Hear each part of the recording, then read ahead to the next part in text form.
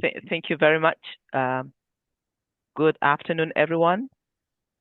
Welcome to this webinar, Rethinking Housing Policies to Make Room for 700 million new urban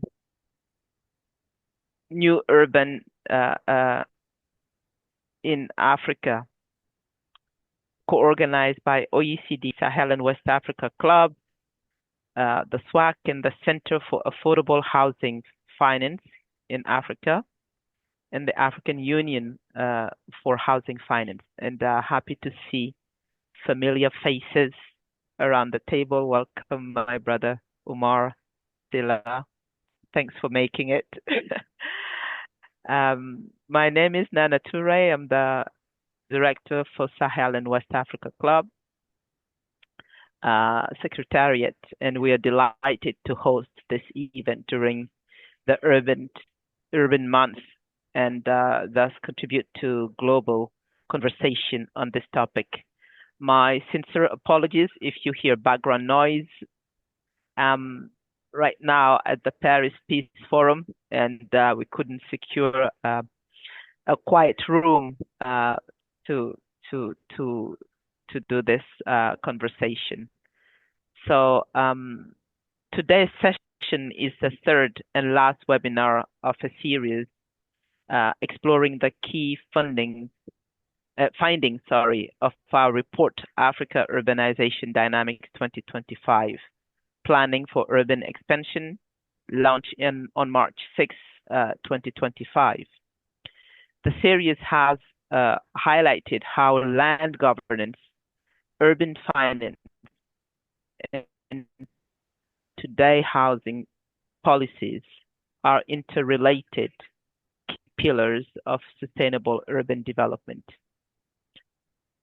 Our findings show that by 2050, African cities will be home to 700 million urbanites, and doubling the current number of just over 1.4 billion, representing 65% of the continent's total population.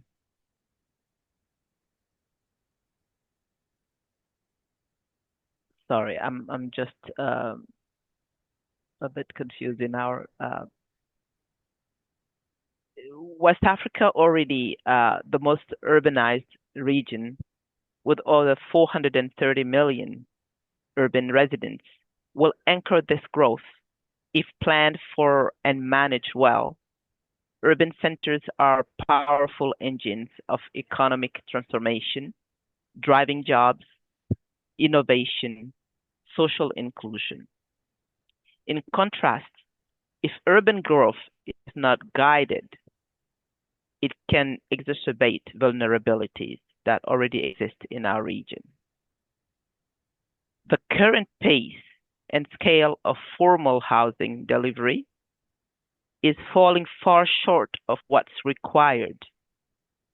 The challenge is systemic, including policy frameworks, market inefficiencies, and unsuitable design models that exist today. Formal housing projects often follow imported templates that are disconnected from existing social structures and affordable thresholds in our regions. Our discussion today and over the next 90 minutes is an opportunity to discuss the findings of the report and discuss solutions to the complex, urgent, and evolving housing challenges currently facing urban Africa. We will hear from a dynamic panel of experts from real estate developers, finance institutions, academia, grassroots leaders, and international organizations that we all know. To guide us through this timely discussion, I'm delighted to introduce the moderator of the session, my brother Umar Silla, who's the director of the Africa Office of UN Habitat, and who will walk us through today's session. Thank you very much for your kind attention. And the floor is yours, Umar. And apologies again for the distraction around me. I am a bit disturbed by the noise. Sorry. Over to you, Umar. Thank you very much. Thank you, Nana, for the introduction. Again, a pleasure seeing you, on the screen. I would like to thank OECD and all partners for initiating this conversation on housing in line with the finding of this report of dynamic of urbanization in Africa. We cannot be, better time than now because we just completed the forum organized by African Center for Housing Finance, led by Kesia here in Nairobi, which was quite a very interactive dialogue on looking to different way of financing housing in Africa. But also recently, UN Habitat has completed the expert working group on adequate housing organized in Nairobi, which was a time to reflect on progress we are making on policy development and implementation. So which means that this webinar is just, a normal sequencing following different elements going on in the continent. You said it all, Nana, in terms of context, where we are navigating and what represent this discussion on housing for the continent. Of course, the picture is very bleak when we talk about the deficit of housing in the continent. I think, so according to SWAC-OECD, which is Shelter Africa, we are talking about 53 million deficit in the continent. And still, middle class and low income are struggling to get access to adequate and decent housing in the continent. In addition to that, as well, we have increasing informality. I think the figure is so high. We are talking about 56% of African urban population living in informal settlement, which is quite a challenge. And when it comes to informal settlement, I think housing is at the center of this informality and related basic services, including, for women and youth to be able to access to decent housing. Another parameter, as you mentioned, Nana, the rapid trend of urbanization we are seeing in Africa.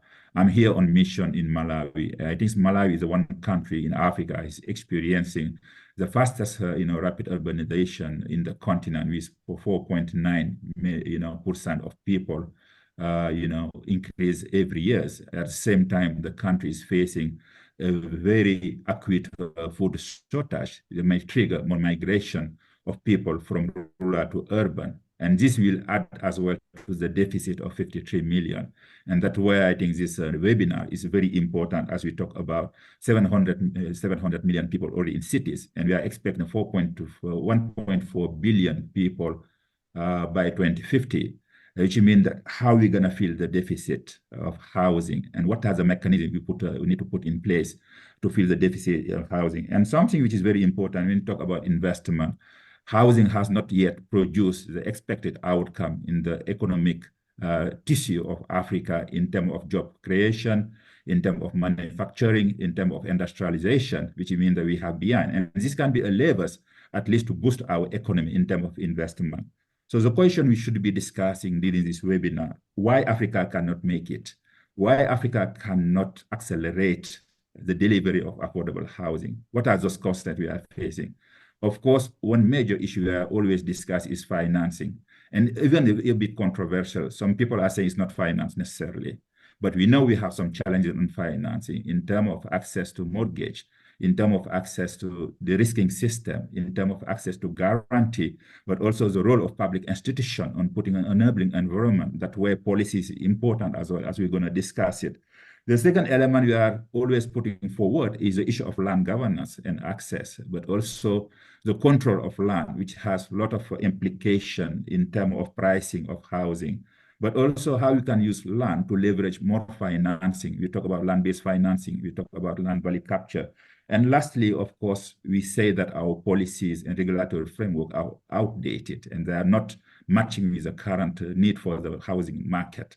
So what does it mean for us as an expert, in front of all those challenges we already mentioned, which means that we have an opportunity today during this 90 minutes to reflect on a status where we are on this, housing, adequate housing delivery in Africa.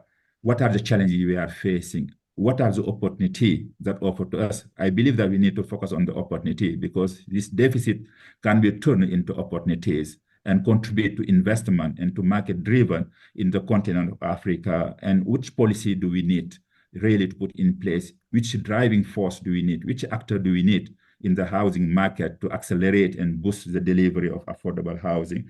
And this will have impact, of course, on social inclusion, because we have a lot of inequality in the continent, in cities, and this will contribute as well in alleviating poverty and increasing investment in the continent and creating jobs and more capital in the market. So for now, I think we have, for this webinar, we have three parts in addition to the introduction done by Nana. We have Slimner, who is a policy analyst on OECD, SAIL program, but also we'll have Keisha Rest, who is the head of affordable housing finance in Africa. We're going to bring her experience as well and been working on data collection and analysis. This will give us an indication in terms of figures on where we are.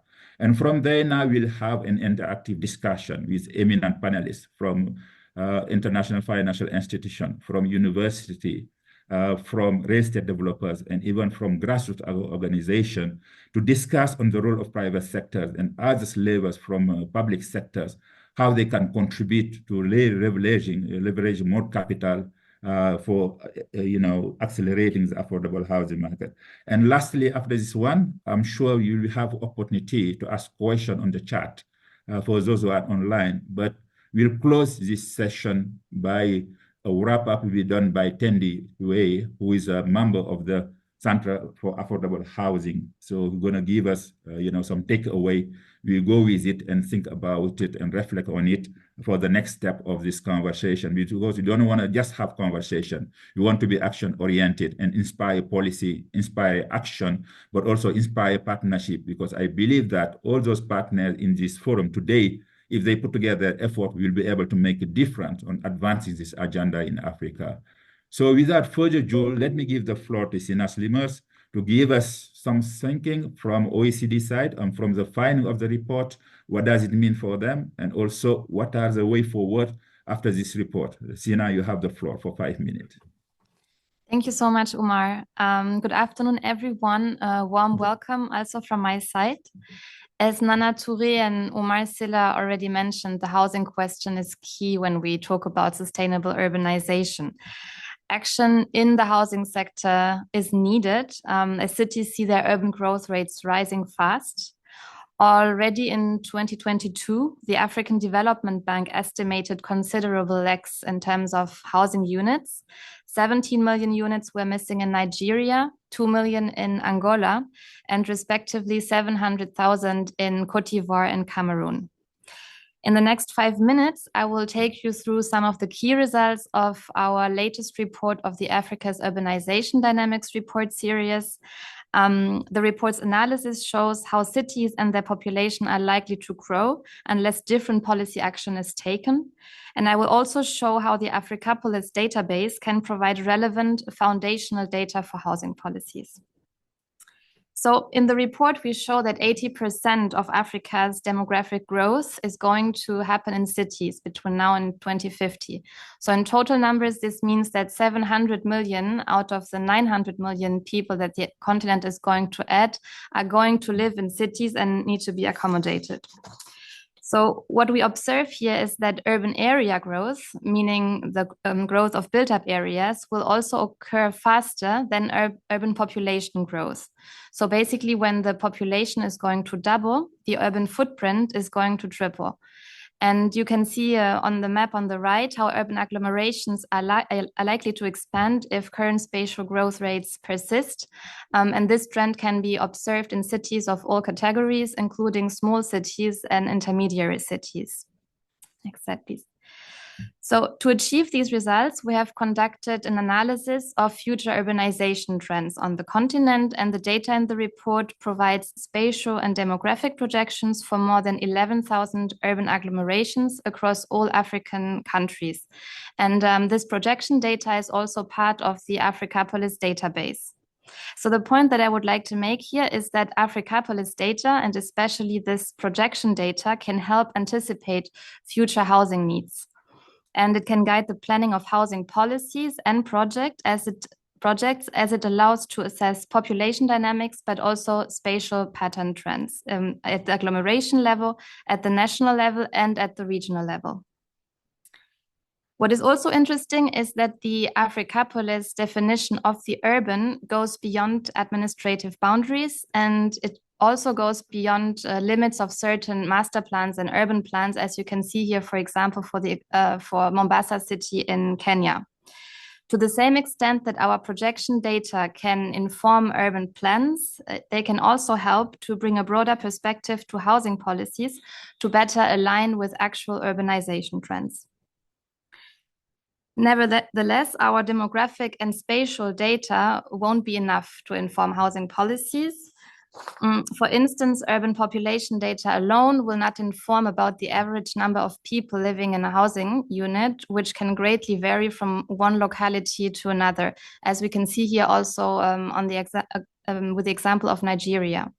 We can see that the average household size varies not only between rural and urban areas, but it can also vary in localities, in this case, different states of one country. So this local data that can stem from censuses, for instance, is extremely important.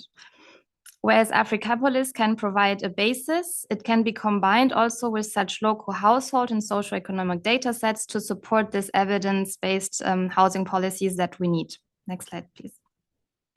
So on this last slide, I would like to mention that analyzing housing needs and planning policies and projects obviously require a specific set of expertise.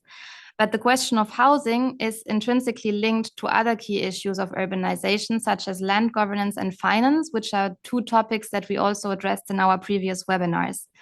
For instance, we have stated that land, as Umar also said in his introduction, is the ground on which any aspect of urban life takes place, such as housing practices, but also the generation of local resources for municipalities.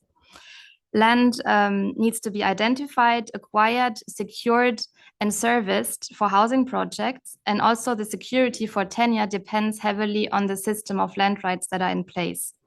On the other hand, local governments also need to access resources to invest in housing projects and also to provide the infrastructure that is needed and which can in turn be offered, for example, through land-based finance tools. So since this is the last edition of our tripartite webinar series, I just wanted to insist on this transsectoral nature of urban governance into which housing policies are obviously deeply anchored. I thank you very much for your attention. And without further ado, I'm going to hand over to Kezia Rust, who is going to give the second framing presentation for this debate. Thank you, Sina, for this framing, which is very important, especially on the importance of data. And one area we are still struggling, especially, the connection between the housing, stock and the trend of, of demographic increase in the continent again. So let me pass it over to Kezia to bring the perspective of CAF. Kezia, you have the floor. Yeah. Thank you very much, Omar. And it's lovely to be in the room with you and with the colleagues at the Sahel and West Africa Club, OECD, and everyone in the room. I see lots of people in the who are listed as being present, and this is a nice conversation to have all together. So I'm talking about the housing gap in Africa, and geez, we think about this so often, like what is the gap and how to define it. So I'm going to offer a few perspectives. This is the housing gap, and some of you will have seen this before. This is a graph that we did in 2023 as part of our yearbook, CAF's yearbook, where every year, you would be familiar, we ask people to tell us what is the price of the cheapest newly built house that's been developed in a moderate development by a private sector developer in an urban area. And then what we did is we calculated the mortgage affordability of an average teacher's salary and an average police officer's salary, given the mortgage parameters that exist in the country and their incomes. And then we plotted it here. And just to take a look across this, the details are difficult to see because the text is so small. But what you can see is the dark blue bars that's the price of the cheapest newly built house. And I must say that Sudan actually goes off the charts. It goes all the way up to $100,000 in 2023. Those are the dark blue bars. Then the sort of turquoise medium is the mortgage affordability for a teacher, and then light blue is for a police officer. And in the majority of countries, an entry-level civil servant is unable to afford to buy with a mortgage the cheapest house that's being delivered by the market. That is our gap. Everything is relative. Different countries have different standards and parameters, whether it's what people earn, what the terms of finance are, or what the cost of housing is. The gap is when someone who's earning a basic regular salary, who is a key public sector worker in this case, can't afford the cheapest house on the market. And that doesn't even begin to talk about the fact that that cheapest house is probably only in a development of at most a couple hundred units, and that the rest of housing delivery that's happening is far beyond, is much more expensive than that. This is also the housing gap. In Rwanda, we took a look at data that came out of the National Statistical Office, and using the question that in the national survey that said, what is the type of house that you're living in? And then from there, extrapolating who would build such a house. We were able to identify 6 different submarkets of housing delivery in Rwanda. And of those, only about 2.2% were supplied by formal developers.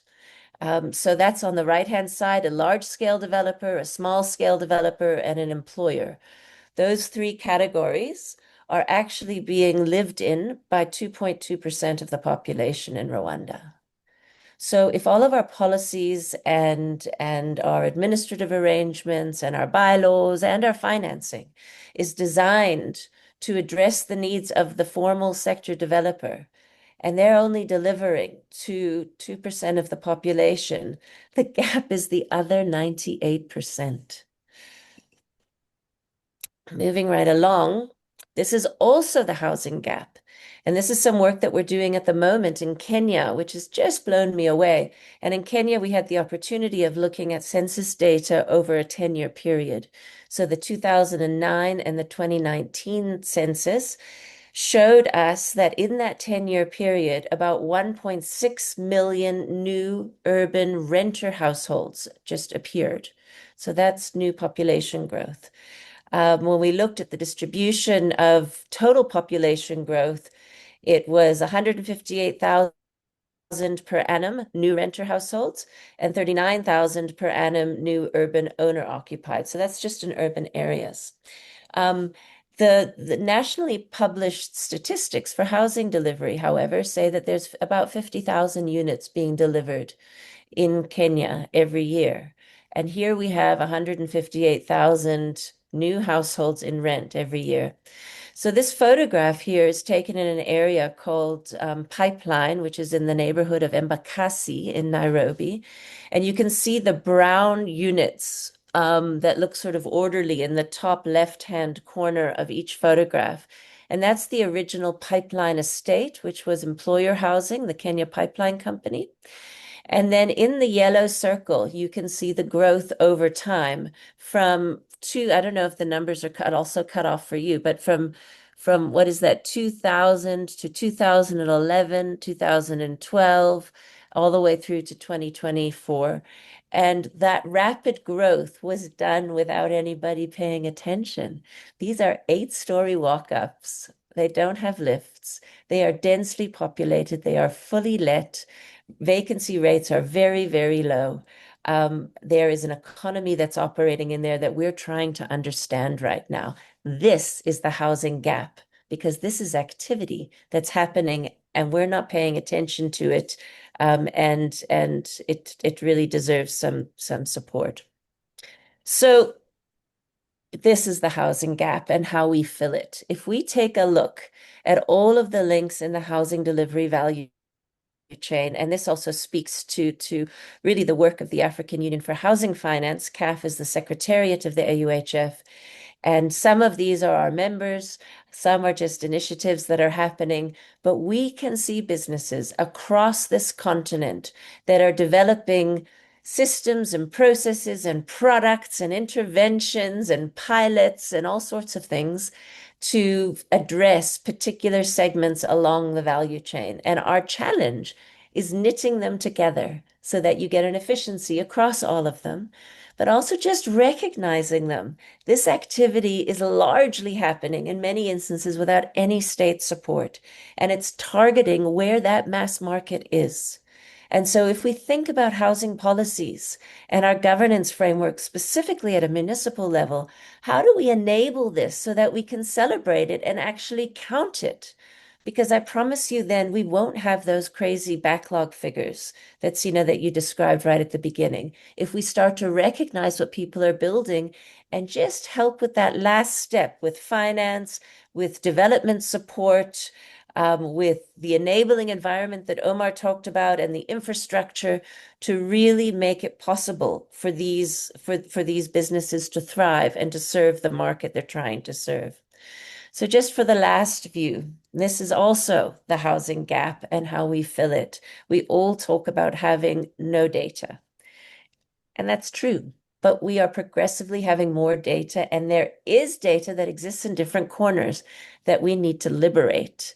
So we've done as CAF, and we did this together with Rial, we've looked at the data landscapes in 8 different countries. And we looked at regulator data and administrative data, the data that the developer collects and the investor collects. And we started to collect this and put it together into systems that help us better understand the market we're working in. So the Nigeria Housing Data Dashboard is taking census and community survey data from the Nigeria Bureau of Statistics and putting it into a way that you can actually see the composition of households and what are the affordability issues.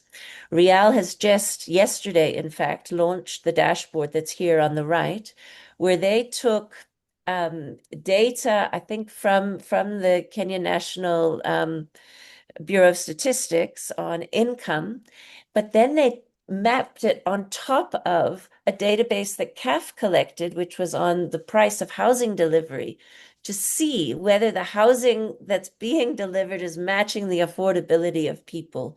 And this is something worth exploring, and go play with it because it's an interesting thing to start to think about. But there are efforts to improve the data, and there's a whole lot more information than we've organized. And so just to conclude, as we think about the policies for the 700 million urbanites, we must also need to think about the footprints of those 700 million urbanites, because those footprints tell us what we need to do with our policy. And they tell us the products we need to develop and the services we need to provide, the finance that's needed. It's already visible in what they're doing. And I look forward to hearing the discussion. Thank you so much. Thank you, Kesia, for this great presentation. As usual, I think this is a perspective of hope and opportunity you brought. As we see, the big size of the market, of land, of housing in Africa.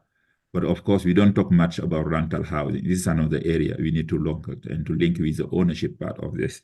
Of course, the ownership, we know, the constraint in terms of, access, affordability, as you define it, as we are as well, in an economy dominated by informal. We are talking about 70% of people, working on the informal sector. Of course, no doubt why we are facing, these challenges in terms of guarantee, in terms of access to a mortgage system and others. Your second point on the data part, I think we have a lot of gap. And thanks for the great work that CAF is doing in filling the gap. In terms of data, because without this data, we cannot have accurate policy. We cannot have comprehensive policies. It is fundamental. So now let's turn to our panelists now to reflect on those presentation and introduction from your perspective. Of course, let me introduce our panelist members. We have Rose Malokone, National Coordinator of the South African Federation of the Urban Poor, Slum Dweller International. Good afternoon, Rose. Good to see you. We have Hassan, who is Managing Director of ADI, Rwanda. He's doing a great job as well on the real estate development. My friend Mohamed Gambo, good afternoon, Manager, Policy Research and Partnership at Shelter Africa, SHAPDB, Shelter Africa Development Bank, as well with our leading bank on financing of housing in Africa. And lastly, and not least, Claire Mercier, Professor London of School Economic and Political Science. So I'll shoot one question for all of you to respond by one by one. What is the role of private sectors if you want really to unlock, this housing potential we talk about in Africa? Because we all say that private sector a key role to play, and government cannot deliver this housing at scale. We need to collaborate with private sector, and we are talking about blending financing. What regulatory and governance framework are needed to ensure its contribution is equitable and effective in the housing market in Africa? So let me start with Rose Malakone, bringing the perspective of Salam Doula International and also of grassroots organization as you are working in informal settlement. What does it mean for you, the role of private sector? Rose, you have 4 minutes to bring your perspective, please. Yeah. Thank you very much, Umar, and thank you for having me. The private sector, I think, when we look at our federations, we work with the poor of the poorest people. And then for them to access housing, it becomes so difficult. I would like to give an example of South Africa, where we've got a subsidy program, whereby when the government increases the subsidy quantum, the private sector, by means of material supplier, they also increase their prices of material, which is very much not affordable for the poor of the poorest. So what I think the private sector should be doing is to differentiate the type of houses that people are building, housing typologies, and the size of the house that the people are building, the material that is being used. They should consider the kind of people that they should be working with. For instance, when we are building our own houses as a group of people within SDI, we would like to see the private sector or material supplier who listen to engage, especially when it comes to bargaining of the price of the material. And then the other thing that is needed from the side of the private sector is the technical assistance, because most of the time, when we look at the standards of the houses that are needed by the municipality, and the private sector is not there to support the people, especially with the standards that are needed by the municipalities, it becomes a very difficult thing. The other thing that I'm looking at, as you were saying earlier about the land acquisition, there's a serious problem around the security of tenure. Right now, when you look in Africa, there's a lot of exercise that is done by people moving from one country to the other, the migration of people from different countries. And then when they get to those those countries, it's difficult for them to acquire any mortgage or any piece of land to build a house. Then they start to create informal settlements or slums. So I think the private sector, together with government, should join hands together and address the issue of housing for the poor. When we talk of affordable housing, we talk about the house that is maybe can be affordable to the people who are working. And then the poor can't afford even the affordable housing that we are looking at. So I would like to emphasize that in Africa, if we can advocate and strengthen the process of people's housing process, where the people can be given opportunity to build their own houses, and then getting the financial model that can support the people. Like in SDI, we are using our urban poor funds to build our houses. And we need the private sector to meet us halfway. Let's say $1 equals to $1 that can be given to the poor, then we use it as a revolving fund so that we can build as many houses as possible for our people. Because the urban poor fund that we are having right now can't afford to give houses to all the people that we are looking at. The informal settlement upgrading is another important thing that we should look at. Houses are so expensive to acquire, but the informal settlements, if we can give opportunity to support communities to improve their settlements, but they can't do it if they don't have security of tenure. I think it's very important that we address the issue of security of tenure. So the financing model that I'm referring to should be taken seriously, that we as the SDR, we do have information, as Keisha was saying. We do have smaller resources that we are using to build our houses. We need that technical support. We need that partnership with private sector. We need the implementation of inclusive policies towards housing that can really meet the needs of the poor. Thank you. Thank you, Rose, for bringing this perspective of grassroots and also people living in informal settlement. I think one point you mentioned is very important, the role of the government in terms of subsidy. Of course, private sector are business makers and are profit makers. In this extent, they are flexible in filling the gap in terms of affordability.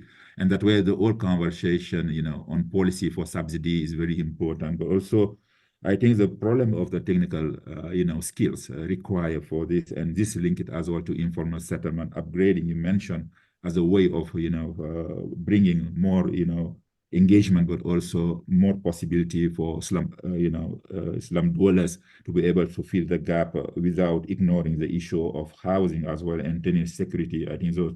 But your conclusion, I think, is quite powerful. Collaboration between private sectors and public sector is fundamental. So on that, let me give the floor to Hassan. Hassan, you have been developer, you have been in this industry for many years. What is your perspective when it comes to private sectors, learning from what you heard from Rose Malokone as well on this affordability? How do you overcome those challenges, and how do you see the regulatory framework put in place by public institutions? Hassan, you have 4 minutes for you to respond to the questions. Yeah. Thank you very much, Omar. As a private sector, if we want to really deliver affordable home, can you first of all hear me okay, everyone? I just want to make sure of that. We can hear you very well, Hassan. Excellent. Yeah. Thank you very much. Thank you.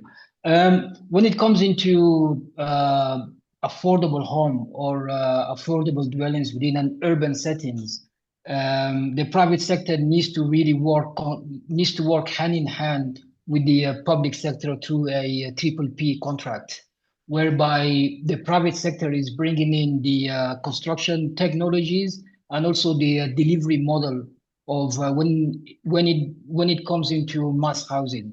Now, what I mean by an integrations between the public sector and the private sector, if you look at the main driver of a mass housing, for instance, I'm talking about anything above 500 units or anything like that. First of all, if the private sector has to acquire the land, usually we tend to sort of like acquire lands where there are already some services nearby. What I mean by that is the utilities can be easily be accessed by the development that we are trying to develop. And then you have also the cost of the land. If the cost of the land and also utilities are actually present within the land that you need to develop, then the cost goes up, the land cost. This is one of the main land cost and infrastructure costs are the 2 main drivers. But there are ways that we can actually work with the public sector. We can sort of like come to an agreement to say we can get the land, work with the public sector, and then agree on the densification for each square meters of build that we are going to be developing. And that's how we've actually developed the project in Rwanda here. We got possession of 30 hectares. We are currently developing 2,208 units. And we've actually come to the government of Rwanda by way of actually agreeing the type of units that they expect us to be made available for affordable homes, which has a maximum square meters in terms of, I think it was 80 square meters. And then there is a maximum, selling price that you can actually agree with the government entities. But now you as a developer now with your technical know-how, you could say, if the government is expecting me to deliver, this sort of dwellings at this price, what can I actually deliver within, let's say, 1 hectare? Can I deliver 70 units? Can I deliver 30 units? Can I deliver 40 units? And then by actually increasing your densities and also agreeing with the regulators, you can sort of like also create cross subsidies. But the government has a bigger role to play in that case, which means that for us to be driving the cost down, there has to be a government participations in terms of the land and also in terms of the basic infrastructures. And that's what we've actually found in Rwanda as well, as part of the contract that we've actually signed with them. But above anything, I mean, I'm just making examples of Rwanda. We've also had some discussions with other parts of countries in Africa as well. What we've actually find the most frustrating is that as a developer, each approval entities within the governments sits in silo in different ministerial entities. And you as a developer, you have to go see the city council, you have to go see the Ministry of Environment, you have to go see the Ministry of Infrastructure, because whatever that you are actually doing, you cannot just bring in a new infrastructure to an existing community, because building in the middle of nowhere where there is no road, where there is no utilities, with that actually drive the cost up as well. So we as a developer, we are always looking for locations where we can actually bring in new communities within an existing communities. That means that the existing infrastructures has to also cope with that. But on top of that also, there has to be a fully vertical integrations between across the different ministries, whereby if we are bringing in 2,000 units, let's say, that's on average about 8,000 populations. How is that impacting on the existing infrastructures of education? How is that impacting on the existing infrastructure of health? How is that impacting on the existing infrastructure of transportations? So there has to be really a vertical integration or a horizontal integrations between the different ministries, so that whatever communities that we are actually creating, the government is actually working with us as well at the same time. Because we can do the mass housing, but also we don't want people to be committing from where they are. So we have to also accompany whatever development that we are doing with, we have to also create the local jobs within it. So we have to work with the Ministry of Works as well at the same time. Thank you. I'll get back to you. I think you raise a very valid point on your post point, on the price of land development and infrastructure development, which is have replication as well on the pricing of land. That's something we see in Africa. That's the reason why I think this high-ended system, in place is very expensive, of course. And your second point, I think, very valid. We need to look at in the context of Africa, this process of permit of what we call of getting approval. I think this is quite very difficult. Many can take a long time. It takes a lot of effort, a lot of money to get approval with different institutions. And that's the reason why World Bank has put in place the doing business indicators index to rate, what countries are faster in delivering land titling, on delivering building permit. And that's something we need to look at as well on the policy aspect. So allow me to turn to, my sister, Mercier, Claire Mercier. From the perspective of academic, how do you see the role of, of private sectors? What are those bottlenecks that need to be, thought about if you really want to boost, the housing in Africa? Claire, you have 4 minutes. Yes. Thank you very much. Good afternoon, everyone, and thank you for inviting me to be part of this really fascinating and important discussion. I want to add to the debate based on my research in Dar es Salaam in Tanzania, where I've been looking at self-organized house building, by which I mean how residents essentially project manage the building of their own house using income or savings, and they do that over an extended period of time. So here I'm approaching the private sector at the small scale, individuals who organise the building of their own house, but also all of the small businesses that rely on demand from self-organised house builders for their work, such as masons, carpenters, roofers. And I think, as Kessia was saying in her presentation, there's not been so much attention paid to this self-organised house building sector in housing policy. And I think this is where I would want to nudge the discussion. So I think self-organised building provides really important and widespread opportunities for people to invest in assets that they can live in, that they can rent out, that they can gift or loan or pass on as inheritance or indeed sell. So land and buildings are really significant mechanisms of saving for many people in a context where there are limited alternative opportunities for investing savings. And people build houses to live in or maybe to rent out. Perhaps they add rental rooms to their property, or perhaps they construct separate rental spaces, or perhaps they construct commercial spaces for rent. But the point is, across all of this activity, most of this construction is cash-based and it's incremental, and it's not relying, as Kessia was saying, it's not relying on formal finance from banks or microcredit agencies. And, you know, this is a well-established mode of building that most people across the continent rely on, that they plan for and that they aspire to. And I think it demonstrates that urban residents have the capacity and they have the motivation to invest in the built environment. But I think also self-organised house building is a really important sector because of its economic implications. It's the way that most people meet their housing needs. As long as land is available, it does not require large upfront payments, and a house can be built incrementally as income allows. It also creates demand in the local economy for skilled and semi-skilled labour, like, as I've mentioned, masons, carpenters, roofers, welders, tailors, and for locally made things like furniture and furnishings. And the point is that this labour demand is inclusive. The barriers to entry are low. These are skills that can be learned on the job. They don't usually require large amounts of capital to get started.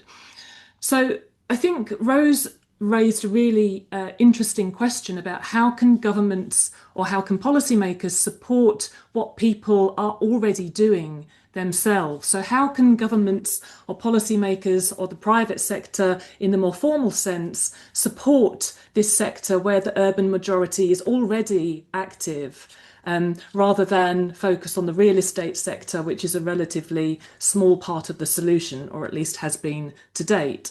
So I would suggest that policymakers lean into this vibrant and well-established sector and think about maximising the opportunities that self-build housing presents for improving urban livability and the urban economy, which might include supporting local economic development or skills acquisition or employment in the construction sector. And I think rather than seeing housing as a kind of siloed policy area, policymakers could recognise that the opportunities of the housing economy intersect with other sectors like employment, like education, like industry and trade. So that raises questions. How do we support domestic building materials, as Rose was saying? I think these are the kinds of questions that it would be interesting to really think hard about. Thank you, Claire, for bringing this perspective of self-building. Of course, we know that in Africa, a majority of building is self-building and incremental building. Another dimension, of course, we cannot ignore these sectors as a leverage for social transformation as well. I think it's very important. So all question is how we can lean on this sector to bring more capital and also more capacity on that is important. And the second point you mentioned, you know, this building material sectors as well. We shouldn't just look at the price of, of housing without looking to the whole value chain. And this is another bottleneck as we are facing, even in terms of the role of private sectors. Of course, in the continent, we have hope with this Africa Continental Free Trade, how they can embed it, this circulation of cement. I know Jessia has shared with me over the weekend very important data on cement, production from Dangote in Africa. What does it mean for boosting this sector is very important. Thank you very much. Now, let me revert back to Mohamed Gambo, Shelter Development Bank of Africa. Mohamed, if you look at this report of convergence we discussed 2 weeks ago in Kenya during the CAF session, it was mentioned that in total in Africa, we have only 25, transactions on blending financing, where the government can use constitutional financing to leverage private sectors, which means that we are far behind. As a bank, how do you see this situation on how we can improve this collaboration is public and private and increase the role of private sector? What that is take in terms of policy as well, Mohamed? Bring the perspective of SWAC-OCDE. Mohamed, you have 5 minutes, please. Thank you. Thank you, Omar, and also appreciate the interventions made by the other panelists here. So the role of development finance institutions within the context of the housing value chain is very, very important. And of course, complementing the role of the government, complementing the role of the private sector, all hands need to be on deck and how we can be able to work together to move the industry forward. So more importantly, of course, I've heard from Hassan from ADHI, the private sector role primarily, of course, plays that within the context of being a developer, being an innovator, service provider, in terms of mobilizing capital, introducing construction technologies, expanding supply, beyond what government institutions can achieve.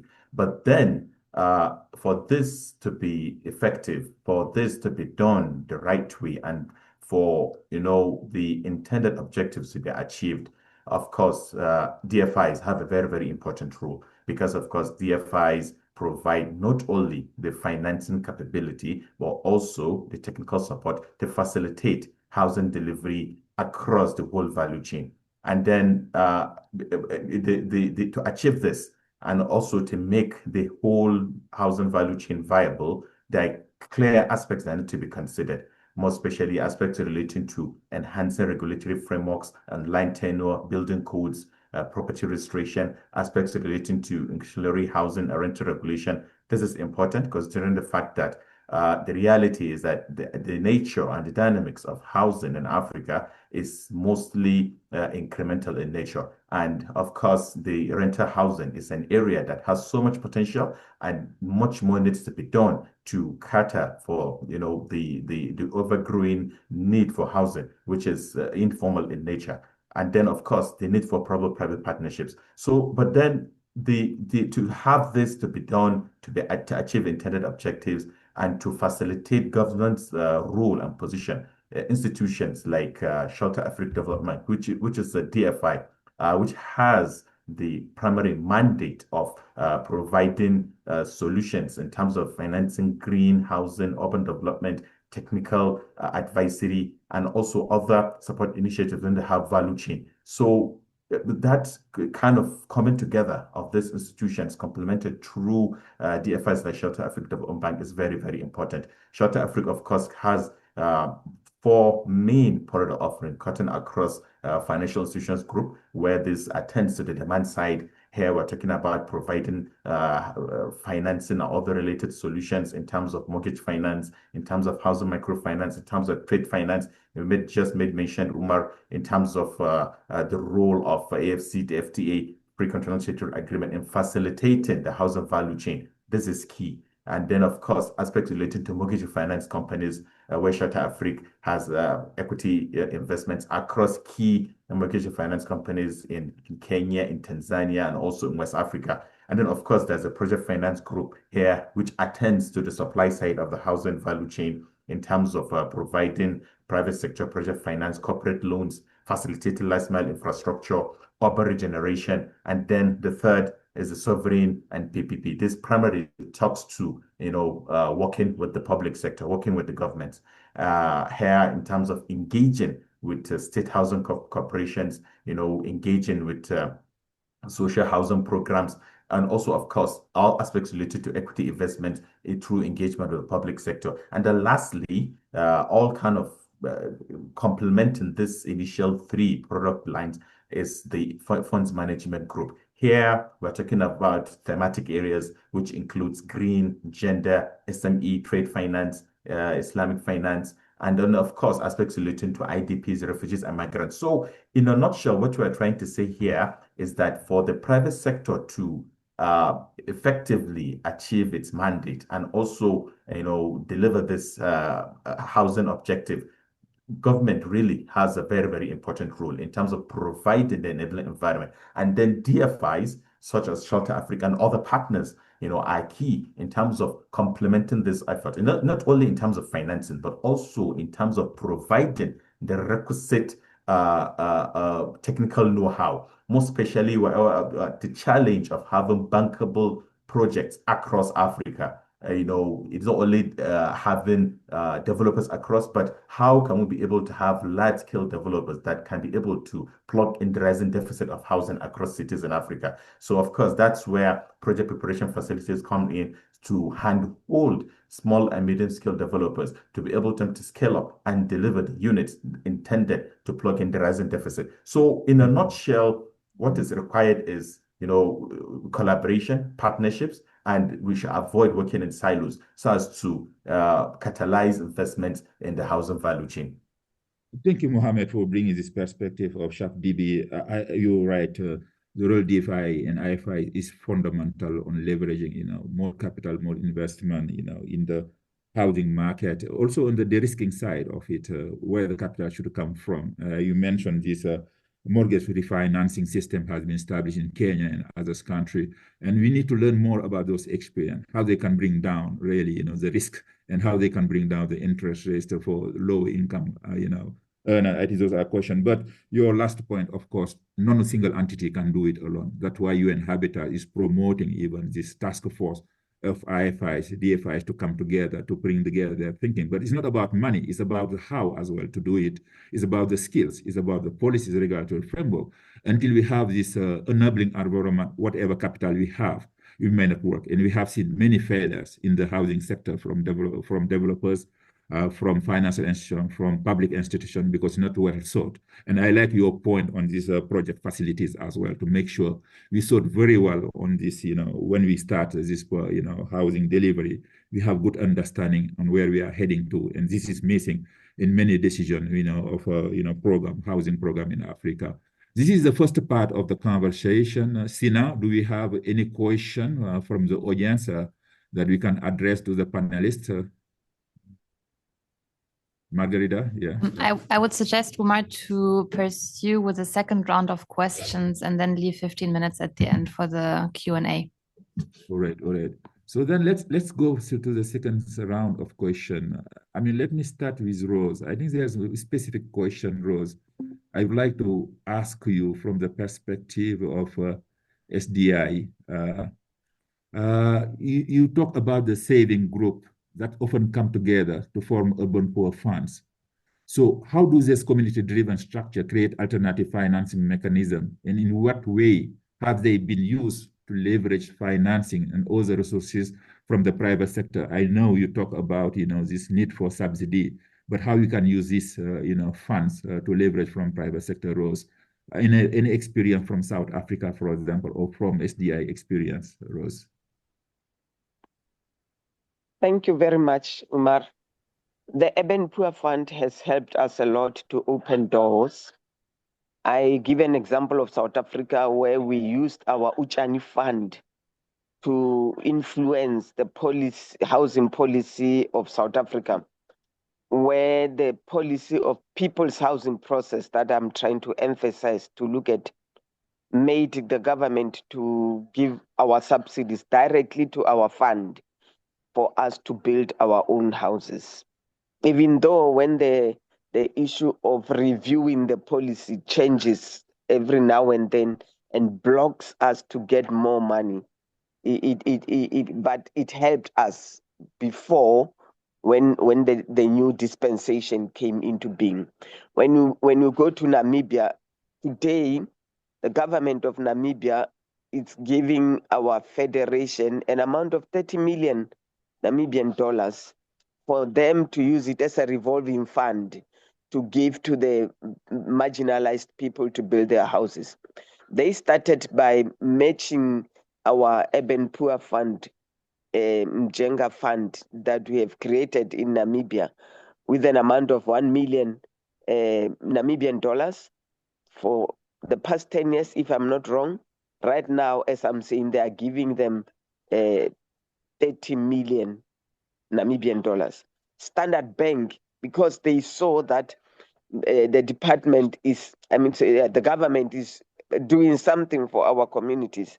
They also came on board to say we also want to contribute towards the self-built process of the Namibian Federation. And they contributed an amount of 10 million Namibian dollars towards building of the houses. When we went to Accra, the municipality of Accra was able to give our people the land where we were able to use our urban poor fund to build our houses. So it is happening in many different, as one of my colleagues was talking about the Tanzanian process. When UN Habitat Executive Director Anatuba Ijuka was there, we were able to get funding to acquire land and to build our own houses in a piece of land where now people are staying there. And it is so safe and sound for them to do that. So what I wanted to emphasize is that to mobilize and organize communities, gathering data and engaging with different stakeholders helps a lot. And then especially our savings, when we agree that we contribute a certain amount of money towards our urban poor fund, and we use that urban poor fund to leverage more resources to build our own houses. So I think to encourage the other stakeholders and other private sector to look at the importance of poor people bringing their money together and then meeting them halfway to build better houses for themselves. As you are all emphasizing the approach of self-built houses, that's exactly what is happening within the SDI families across the countries where we operate, which is 32 countries around the world. Thank you, Rose. Thank you for those good examples and experience from SDI. So now I have one question for all panelists as we talk about affordability. What drives the high cost of housing in African cities? And how can we make quality housing more affordable without compromising sustainability and inclusivity? May I start with Mohamed Gambo from Shelter Perspective, how we can drive the housing cost lower?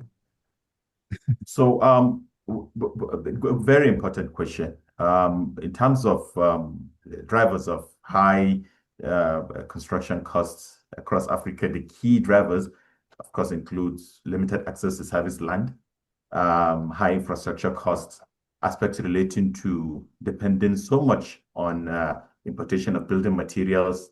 And also another aspect is, of course, the mortgage markets across African cities are quite weak, and the mortgage penetration, it's quite a challenge. And then, of course, the financing aspect, high interest rates, which is evident across, our markets, Africa. But then this kind of interrelates to the other aspects in terms of what needs to be done, what interventions are required. How can DFI, such as Shelter Africa, come in to support such initiatives to drive down the cost of housing across African markets? Of course, aspects relating to reforming the whole land system in terms of the permits, streamlining the whole permit system, aspects of digitalization, aspects relating to providing service land banks. This will go a long way in bringing down the cost of land in African markets. Local production of materials, of course, with the AFCTA, this is very, very important. Innovative financing, More especially, I always emphasize the aspect of rent to own, rental housing, because the majority of urbanites in African cities are looking into rental. But then the structures, the systems are not enabling, are not facilitating rental housing. And then, of course, aspects relating to urban planning, all this will kind of contribute. And then Short Africa Development Bank, as a DFI, over the years, have been involved in such initiatives. For instance, one of the key product offering of terms of bringing down the cost of housing is providing aspects related to infrastructure financing to support bulk and link infrastructure, water, sewerage, connecting power. All this, if it's not provided or it's handed over for the private sector to deliver, it will drive up the cost of housing. So as one of the key product offerings, we support and provide such initiatives to facilitate the bringing down of housing construction, which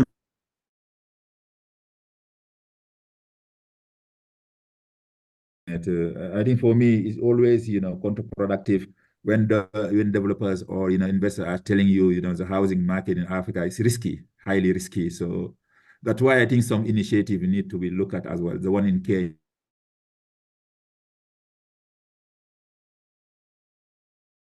price of land. In Senegal as well, they have the social housing fund being, being supplemented by, public sector system is making sure as well capital is coming in the public sectors. So maybe let me hear from Claire, from the research perspective on this housing cost and affordability, how we can make it happen.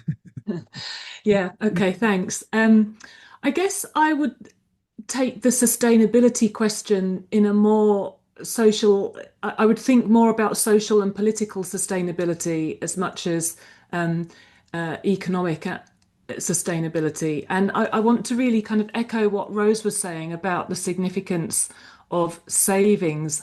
And, I just think because most people are building over a long period of time, but they're doing it without housing finance, or as Rose says, people are kind of working with collective savings.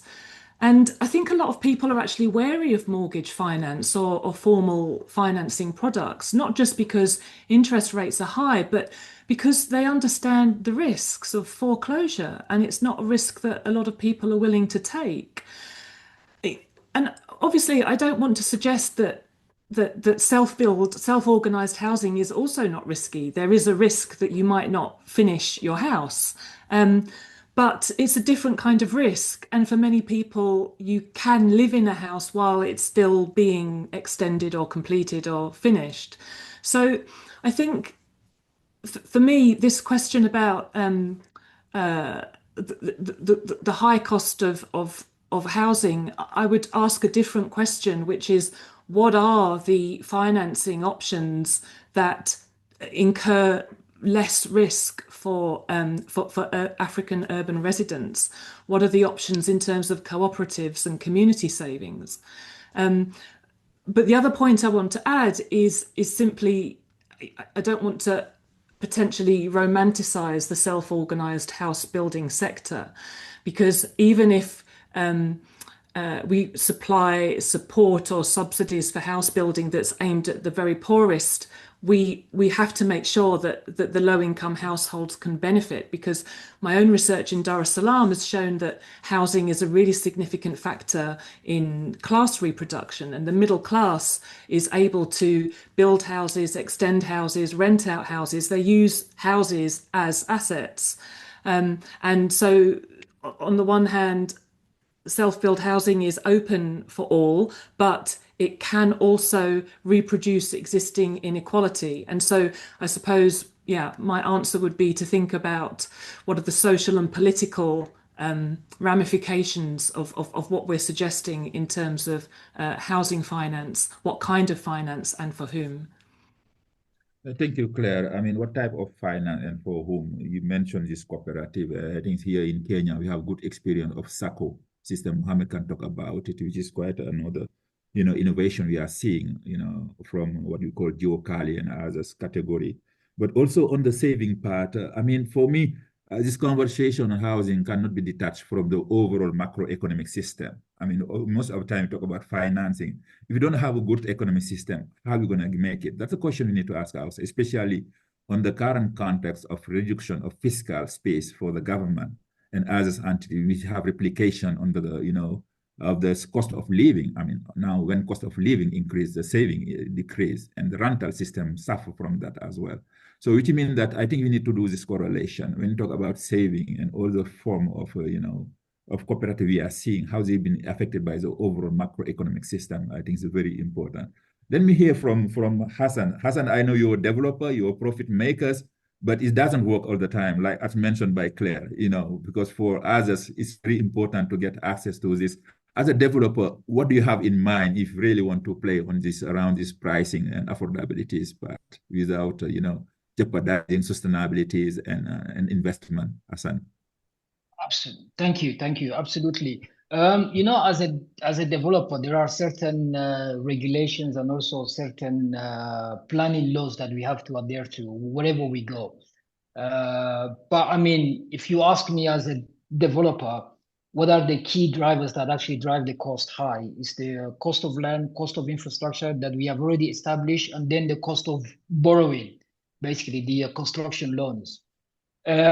So one of the things that we've actually did on the project that we have actually delivered here in Rwanda, they've actually put together the enabling environment in place, whereby you as a developer can actually come in and actually partner with the government by way of actually agreeing on the densifications of the whole development. But also you as a developer, because we have to also innovate in terms of the construction materials that we have to construct with these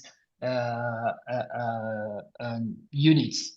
So we do have an R&D department that actually precisely do that in terms of how we can innovate and also how we can deliver green. In terms of the infrastructure, can we deliver green? In terms of the housing, can we deliver green and have them certified by EDGE?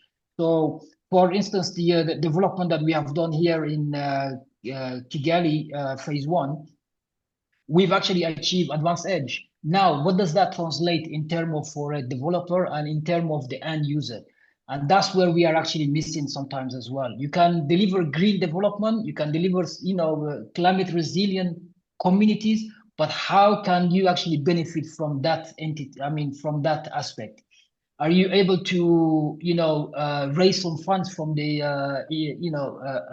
carbon credits that you might have saved from your development in terms of the infrastructure, in terms of the units?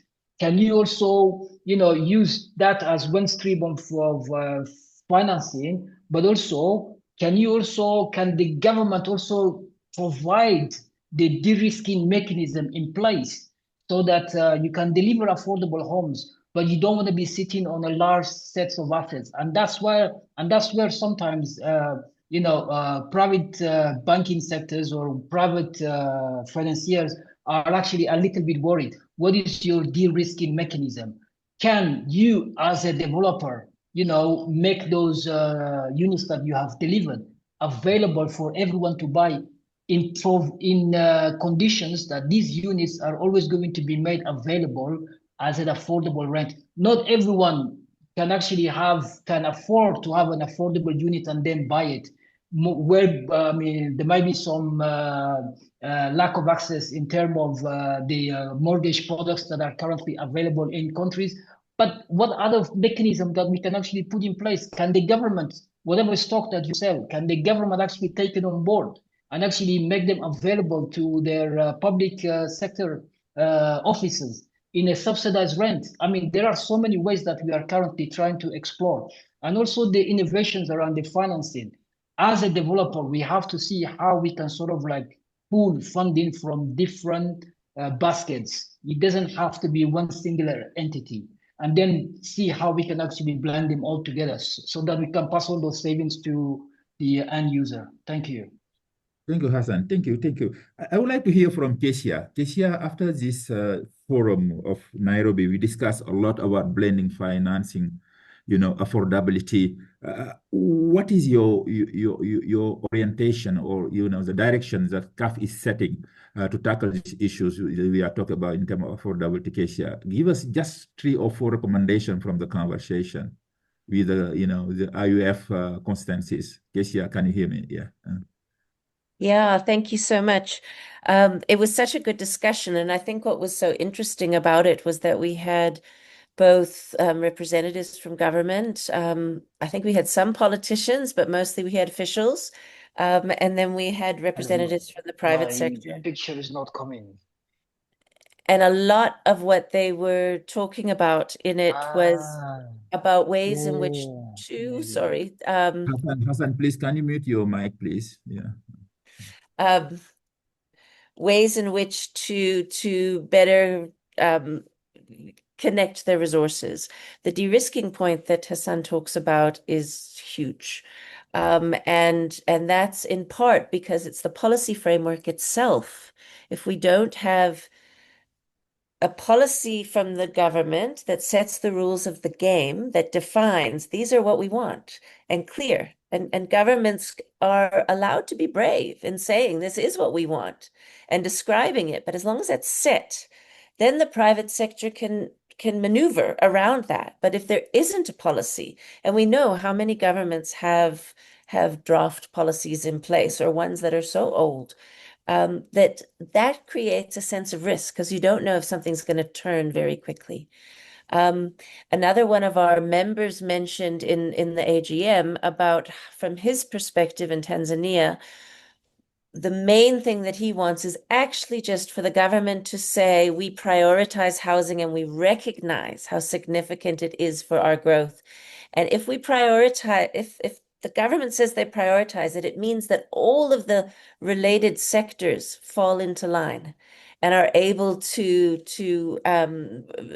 support in whatever way happens when a development arises and someone needs to get a plan approved, someone else, or they need to get their titling or the surveying done, or the finance arranged or whatever. So there's a sense of like a commitment on the part of the state to say this is important, and that we recognize that you as the private sector have a contribution to make. And then when the private sector participates in a competitive environment, that too can bring the prices down. And it's a framework that the state has set. So that's what we were trying to get to. And then specifically in blended finance arrangements, one of the things that came up is, so the definition of blended finance is when you use catalytic capital to encourage or motivate, enable private capital to come in. Well, if we, both of us, the public and the private sector, when that's happening, don't pay attention on the quality of the experience, it becomes a once-off.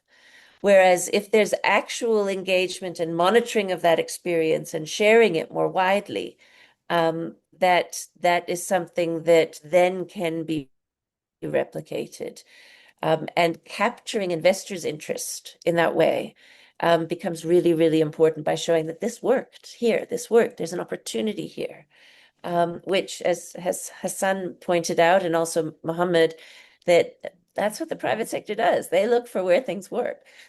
So they want to go in. Omar, would you indulge me just to say one other thing just a point I'd like to make in response to some of the questions that came up? Yeah, please. It's a quick comment on, we've been promoting as CAF, together with FSD Kenya, FSD Africa Investments, and Real, something called the Open Access Initiative. And what this is encouraging private sector, the players, the actual developers and the investors, Mohammed, all of the developers you finance, but also you, Shelter Africa as well, to share the data about that development experience. So that's everything from the price of the brick to the window frame to the mason.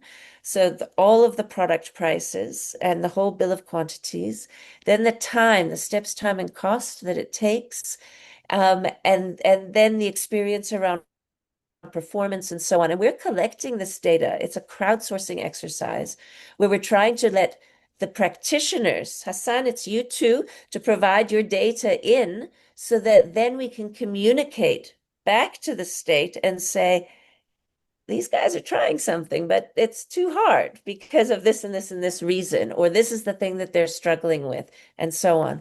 So I would really like to urge colleagues to contact us about the Open Access Initiative. We've been testing it in Kenya, and there's curiosity there. So I have good faith in it, but it needs some good push too, and really participation from some of the big guys like Shelter Afrique Development Bank and ADHI. That would help a lot too.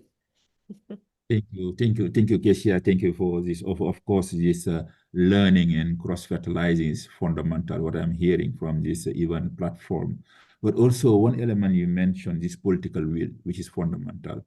How we can bring decision maker at the forefront and express it clearly. This is kind of a priority. And I think recently, as you may know it, UN Habitat has worked with the government of Kenya, with the President Ruto, to convene head of state in the General Assembly of the United Nations in a breakfast meeting where there was huge commitment from head of state on putting forward this agenda, but also of bringing private sector in the conversation.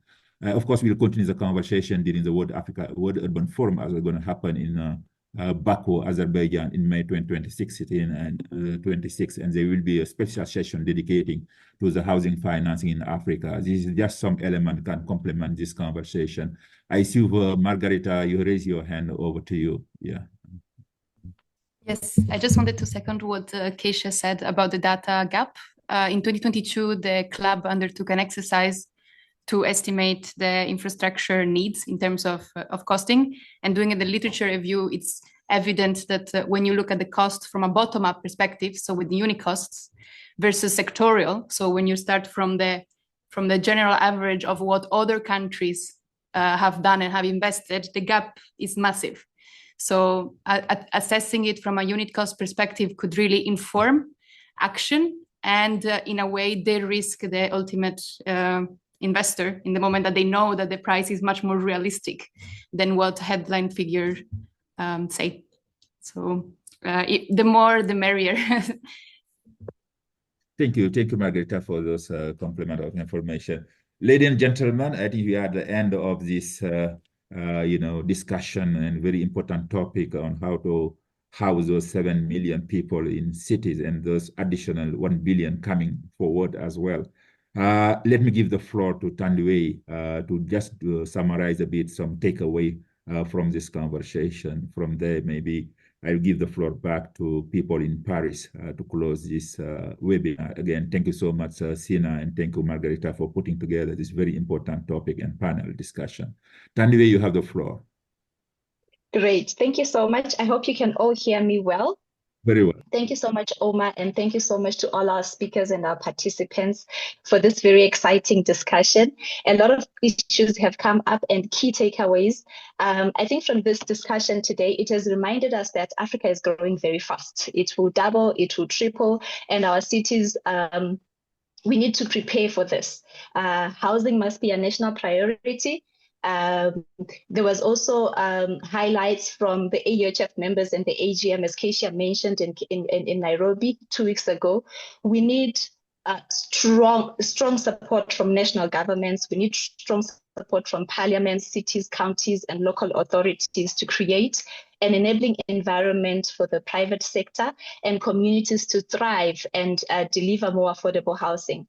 We also heard that many policies, or rather, let me say, some policies are outdated and they are not fully implemented. And this creates uncertainty amongst investors and private sector as well. So updated and consistently applied policies will help to re-disc the sector and also encourage investments across the continent.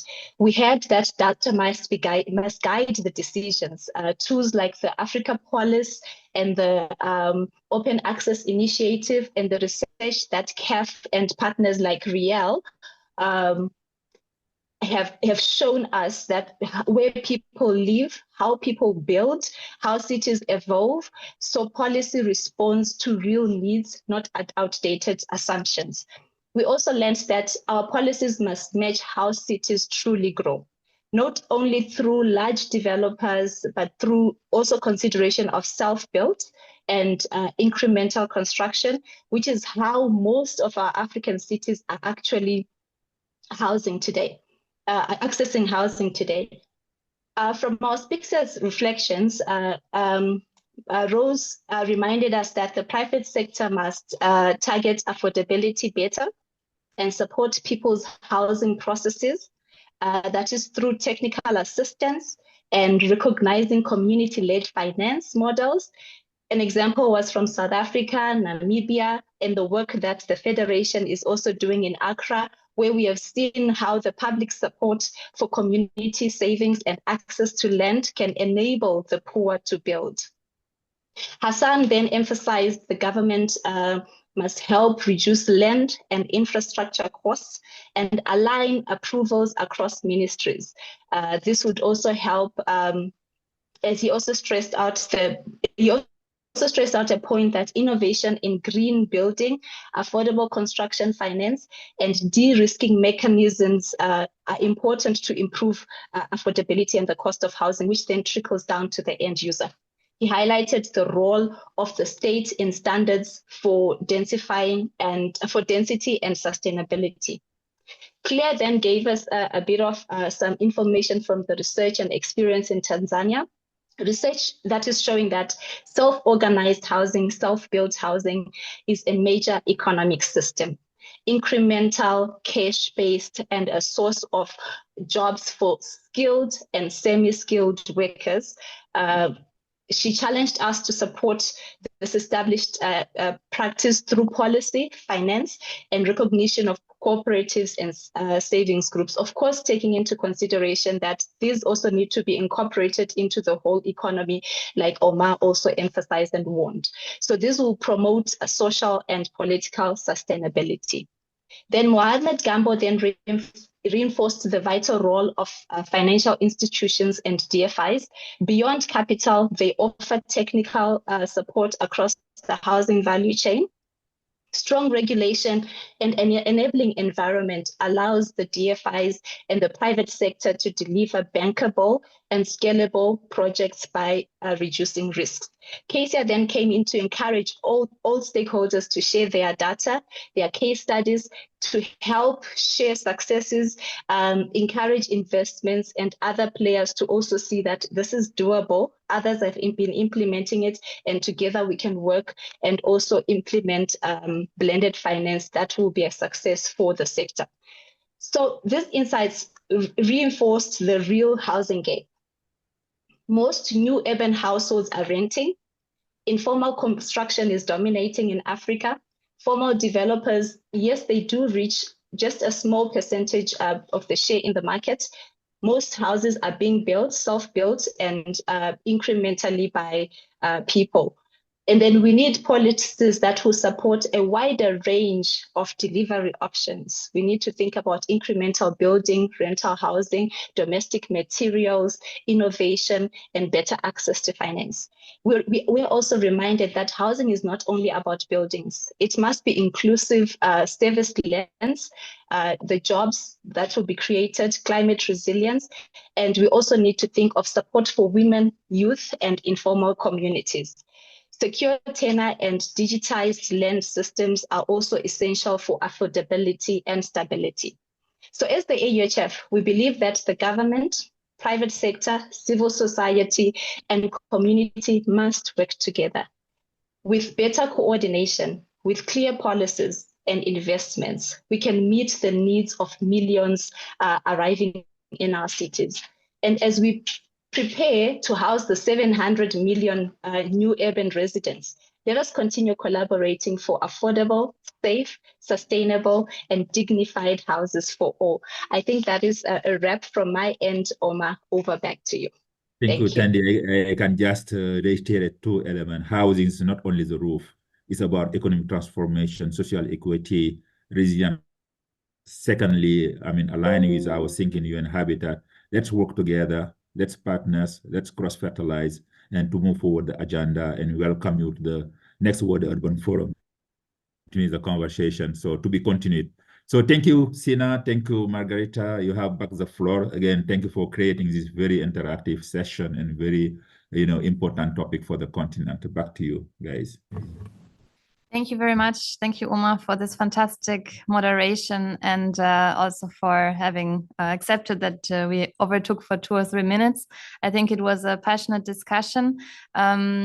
A lot has been said already to conclude, but we are really happy that the webinar series has been such an occasion for stimulating conversation on interlinked topics. And I think the webinar today again showed that housing, just as land and finance, are not isolated questions, but they are deeply linked with each other.